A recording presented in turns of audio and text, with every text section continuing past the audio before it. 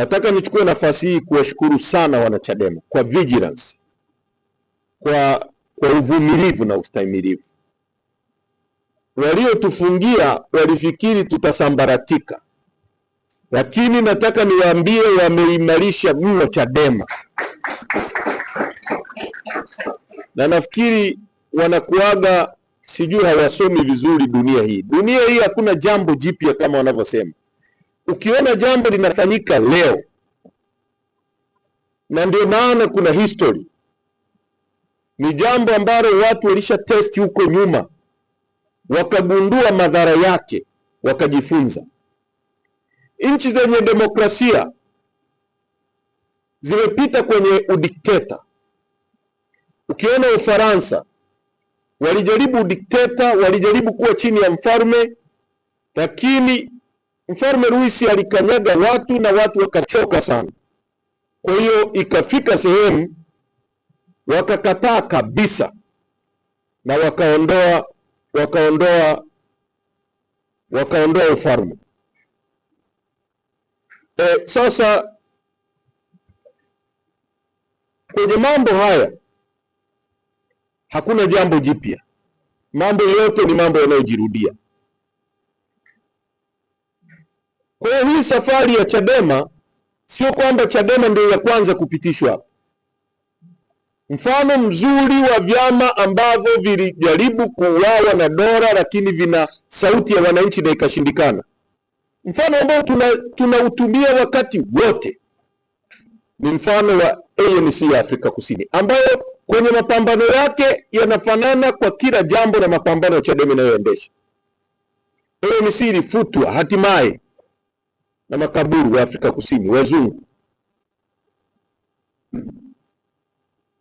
Rais wa ANC wakati ule au kiongozi wao akakamatwa, wengine wakakimbia nje ya nchi,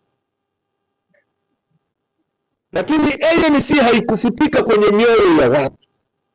Chadema inabeba ajenda ya kubadilisha nchi. Chadema inabeba ajenda ya afya bora kwa watu. Chadema inabeba ajenda ya rasilimali zetu kutumika kubadili maisha ya watu, kila mtu awe na uchumi. Chadema inabeba ajenda ya vijana wetu kupata ajira kwenye nchi hii.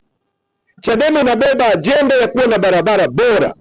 Chadema inabeba ajenda ya kuwa na kilimo bora, ya watu kuwa na maji, watu kuwa na makazi bora, kwa sababu inawezekana. Hii ni nchi ambayo ina madini yanaitwa rare metal, ambayo yanatumika leo duniani huko kutengeneza silaha tunazoziona. Yanapouzwa, watu wanataka waone hiyo tafasiri kwenye maisha yao, kwamba madini yetu yameuzwa. Leo mimi na nyumba, mtoto wangu ana ajira, natibiwa vizuri, hakuna shida ya matibabu, hakuna shida ya barabara. Unapojaribu kuua hiyo ndoto ya Watanzania kujipatia maisha bora, Watanzania watakushughulikia na hawatakubali. Ndio maana katika kipindi hiki cha ukimya wa siku 310 nchi yetu imekuwa na matatizo makubwa sana. Upandaji holela wa bei ya mafuta na wizi kwenye mafuta, na hakukuwa na sauti, kwa sababu tuliwaambia watu kwamba Chadema wakifanikiwa kuziba mdomo wa Chadema, nchi itakuwa kwenye matatizo. Mmemsikia nani anazungumza kwenye hivyo vyama vya briefcase na mfukoni? Mmesikia nani anasema kuhusu mafuta? Umesikia nani anazungumza kuhusu ajenda za wananchi katika nchi hii, wakati ambao Chadema ni sisi wenyewe tuko tunajitokeza kutoka mafichoni, tuna improvise mazingira, tunazungumza. Sasa tumerudi, na kwa sababu tumerudi,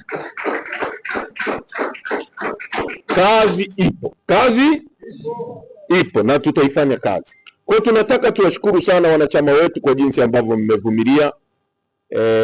Kulikuwa na maneno mengi kwa kweli, na sasa tumerudi. Tunaishukuru mahakama kwa hapo ilipotenda. Tunajua matatizo ya mfumo wa mahakama ya nchi, lakini tunaishukuru katika hili.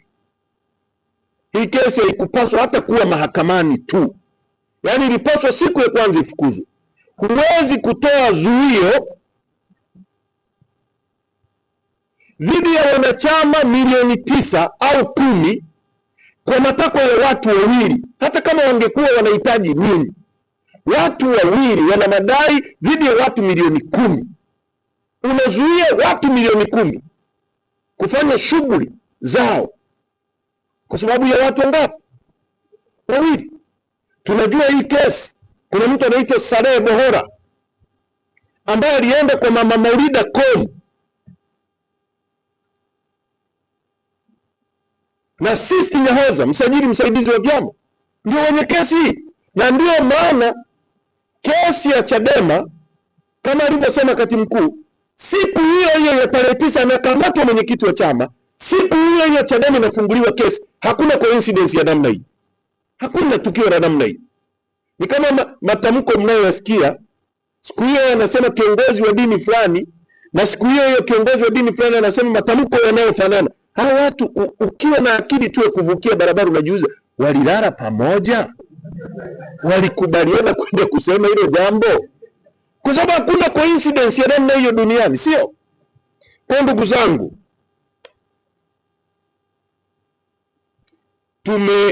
wanachama nchi nzima, wanachama wetu nchi nzima,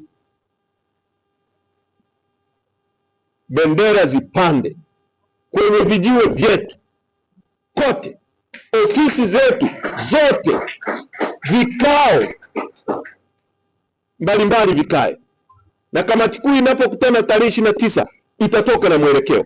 Lakini maandalizi kwenye grassroots, sisi ni chama ambacho kina wanachama kule chini, maandalizi yafanyike. Tutaanza upya, kanda zote ziwe in full operation, na mapambano yetu yataendelea.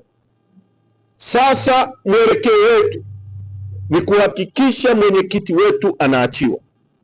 Ndio jambo moja tunalotaka. Mwenyekiti wetu sio muhaini. Mwelekeo wetu na wanachama wetu na kampeni yetu ni kutaka sasa mwenyekiti Tundu Lissu atoke ndani. Mwaka mmoja ni mwaka mrefu sana. Hapa duniani ni Mungu anatuweka hapa, na yeye ndiye anayetupa siku za kuishi hapa. Mtu mmoja akikanyaga hata risali moja la kwako, hawezi kukurudishia hilo risali. Achilia mbali siku. Hakuna mtu miongoni mwa watu wanaomshikilia Lissu ambaye anaweza kumrudishia mwaka wake ambao amemshikilia mle ndani. Huo mwaka umepita kwa uharibifu, kwa uongo. Kampeni yetu wanachama kote nchi nzima ni kutaka Mheshimiwa Lissu aachiwe mara moja, awe huru,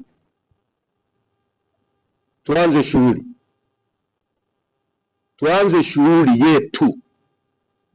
Na sisi kama tulivyosema, hatuna jambo dogo. Kwa leo ni siku ya furaha. Once again tumerudi hapa, nilipamisi sana humu ndani. Kwa hiyo tunakaa huko mtaani tunajirekodi. Tunashukuru teknolojia, kwa sababu bila teknolojia tusingesikika katika siku zote hizi. Lakini kwa sasa dunia ilipo, hata vyombo vya habari huwa na waasa, msipokava ukweli. Dunia ya sasa sio ya kudanganya. Unaweza kukaa chumbani kwako na simu na ukarekodi kitu, baada ya nusu saa kiko kila sehemu duniani. Tunaelewana vizuri? Kwa hakuna uongo. Ndio maana Chadema tumeendelea kusustain hali hii. Tulikuwa kwenye mbinyo mkubwa sana, maumivu, watu wetu wamepigwa, wameumizwa, na hakukuwa na sababu ya kufanya haya. Tunashukuru kwa sababu leo ni siku ya furaha. Tunashukuru wale ambao mmeweza kusikia na kwa haraka mmekuja ofisini. Tutazungumza zaidi baada ya kamati kuu, ndio tutasema sasa hatua gani na gani tunachukua kwa kwenda mbele huko. Lakini muamini kwamba kama tulivyosema, hatupigi magoti, haturudi nyuma, hatusujudu binadamu, tunasonga mbele kubadilisha nchi. Mungu ibariki Chadema, Mungu ibariki Tanzania. Asanteni kwa kuja kutusikiliza, na tuko tayari hata kwa maswali, lakini yawe confined hapa kwenye hii siku ya leo. na tumesikitishwa sana na namna ambavyo huyu Jaji Chande alivyoendesha mambo haya. Kwa kweli amekiumiza sana chama chetu. Mwanga sio Chande. Kuna ripoti ya Chande, si ndio? Huyu Jaji Mwanga amefanya mambo mabaya sana kwa kweli. Amefanya mambo mabaya sana dhidi ya chama chetu na dhidi ya demokrasia ya nchi yetu. Demokrasia hii sio kwa ajili ya Heche, sio kwa ajili ya Mnyika. Anapaswa kuijenga hata yeye. Kila mwananchi, kila Mtanzania anapaswa kupigania ujenzi wa demokrasia bora ya nchi hii. Unapokanyaga demokrasia, kwa sababu leo wewe uko kwenye kiti, kesho mtoto wako hatakuwa kwenye kiti ulichokalia. Atahitaji tu mtu mwenye nia njema amtendee haki. Na kama umeishafundisha kama ndege, kama simba, kura simba mwingine, huyo mtoto wako atashughulikiwa na watu wengine bila hata kumuonea huruma. Kwa hiyo unapotenda wema, unapotenda haki, ni mbegu. Usipande mbegu ya uovu. Na mahakama imethibitisha tuliyosema tangu siku ya kwanza kwamba hii ni kesi ya uongo, ya udhalimu, na ililenga tu kuzuia shughuli za Chadema kwa sababu ya uoga wa watu wanaopapoti kushindana na sisi. Sisi hatuna mshindani. Kama tulivyosema, sisi ndio chama kikuu cha siasa, sio chama kikuu cha upinzani. Na waandishi mlishike hili. Nilikuwa nasema, watu wanasema chama kikuu cha upinzani Tanzania.